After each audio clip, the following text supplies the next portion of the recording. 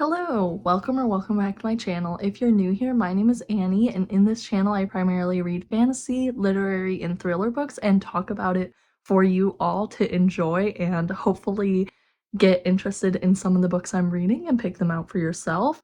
In this video, I'm going to be going to New York for work, and my only goal in the literally 24 hours I'm there is to go to the Barnes & Noble that's in New York because I've seen videos of it and I think it might be the largest Barnes & Noble in the US. Please forgive me if I'm wrong, I did so much research and really struggled to find which one it is. But regardless, even if it's not the largest Barnes & Noble, I'm going there, and that'll be the only time I go to a bookstore this month, hopefully, if I can have a semblance of sanity and self-control. That'll be the only time. I'm gonna take you along with me to my trip to New York. But before we get there, I have so much to do today. I need to do laundry, I need to pack, I need to cook dinner, and I have a workout class booked later today. So I'm gonna take you along as I prepare for the trip, and then tomorrow we'll be going there and flying there in the morning, and then I fly out literally Thursday. So this is gonna be a really quick turnaround, but I hope you enjoy.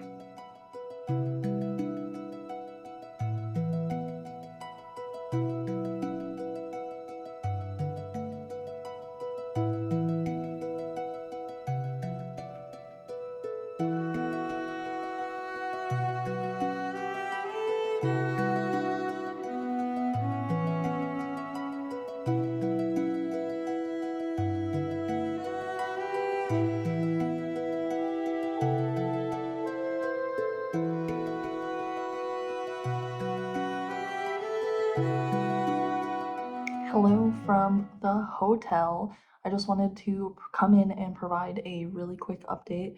I want to go to this Barnes & Noble's early, so I'm gonna try to keep this very brief, but I landed all right. The flight was not very smooth, very turbulent because it is raining here in New York and it was also raining back home in Chicago. So just very stormy skies overall. But that's okay. I don't really mind. I did get a little anxious near the end with landing, but that's totally okay. I was able to stay home and relaxed and cozy. But I don't think I mentioned what book I was going to be reading on the plane in my earlier clip. So I was reading Priory of the Orange Tree, and I did finish that while I was on the plane. And I think that that is a 5-star book. I loved it from top to bottom. Everything that happened was really good and really enjoyable, and I felt like they didn't waste any time with the pacing, and but at the same time we still got good character development for all our major characters. In particular, I love Ede and I love Loth and Tane. I'm sorry if I'm pronouncing any of those wrong. I didn't listen to this on audio, I did read it, but I loved it so much, and I really want to read the prequel, A Day of Fallen Night, so I did request that from my library and hopefully can read that soon. Also, my other reflections on the plane is why was there no window? I requested a window seat and I couldn't believe when I showed up that there was no window for my window seat. So basically, a waste of requesting a window seat. But hopefully on my flight home, which is in literally like a little over 24 hours, that there will be a window seat because I need one. As for right now, hopefully I'm gonna go to Barnes & Noble, I'm gonna put some food in my stomach. Then tonight I hopefully want to go to dinner with my coworkers, but I don't know how much more I'll get to vlog of that, but I'll definitely depict at least some of what's happening and try to keep you as updated as I can. That's it for now.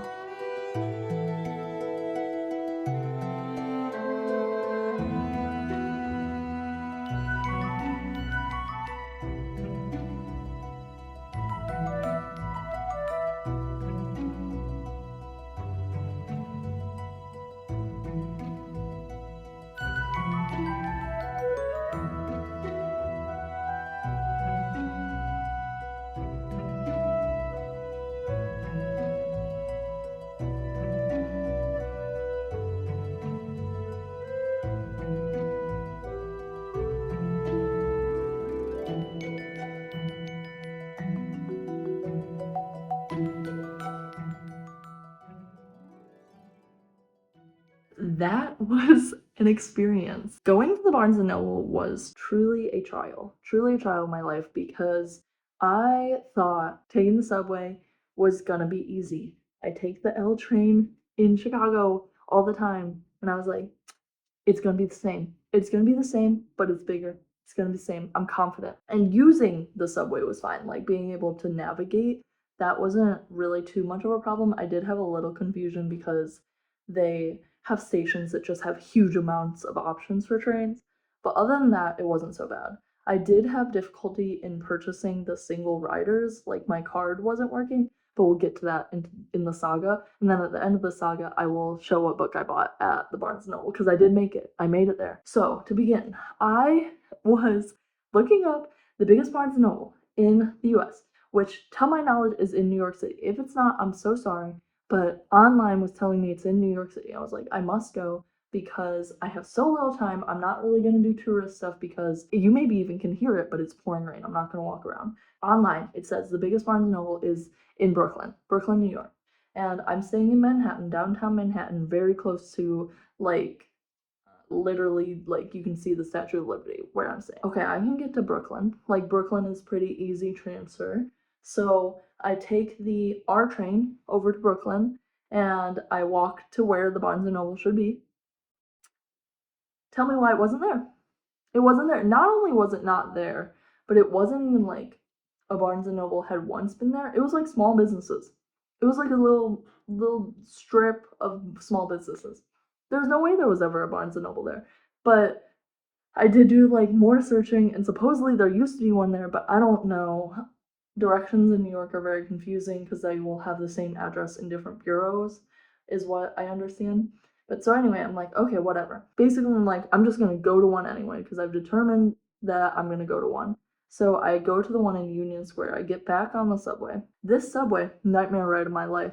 I was also confident that it was gonna be a good experience, but there was someone who was not well on the train, and they were paying a lot of attention to me in a way that was concerning me, and I think they like were trying to get my attention and like engage with me, but I did not want to engage. That was a lot. I was very stressed and panicked. And then I finally get to the Barnes and Noble. It's 4 stories. I was like in a panic mode because I have not been getting how I want to go, and everything is not going according to plan. I'm stressed out, and I'm not even sure at this point if it's the biggest Barnes and Noble, but I'm here and I'm gonna walk around. So, and then I'm wandering around. It's 4 floors. I'm really confused on where stuff is. So on the first floor, it's like all the new releases, like the curated selections, and I'm looking for a couple options.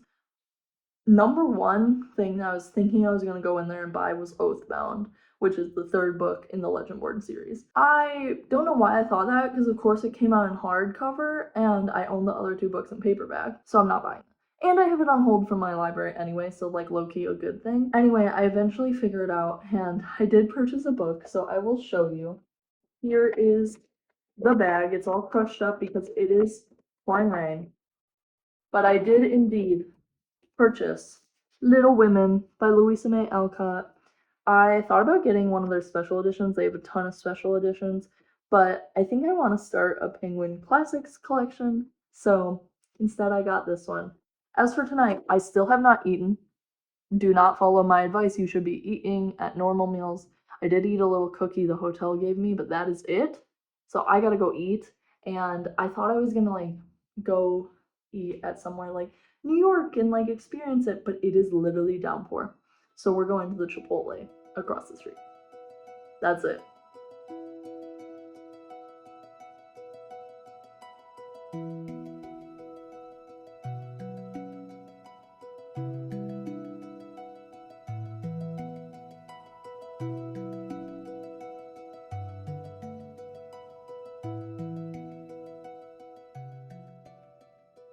Good morning from the hotel. I am all dressed up in what I'm wearing for my work event, and I'll show you fit check before I leave. I just wanted to come in here and pop in and say, wow, I have been really reflecting on this like 36 hours in New York experience, and I did not really understand how overwhelmed I was gonna feel. I think probably exacerbated by the fact that it was like pouring rain and I could not do anything. Really made me feel anxious and stressed. I want to get out of my comfort zone and do things that scare me, so it's totally fine. I didn't end up reading at all last night. I totally doom scrolled for hours, I'm not even gonna lie. I'm not sure what book I should read on the way home from New York. I saw that Goldfinch is available on Libby, so I did pick it up just in case I want to read it, but it doesn't really feel like that bingeable book that is good for a plane. Like, you want the book that you can't put down. I'm not sure, I might look a little more today when I'm at the airport, but I also have Still Humankind: A Hopeful History, so I might read that, but I'm not sure. I need to go have breakfast and have coffee because I did not sleep well. And then I have to go to my work event. It's gonna be so super busy day. I think I go from my work event to hopefully a little lunch with my coworkers to flying on up out here. So this is probably the last you'll see of the hotel. In case you love the hotel, say goodbye. That's it. Bye.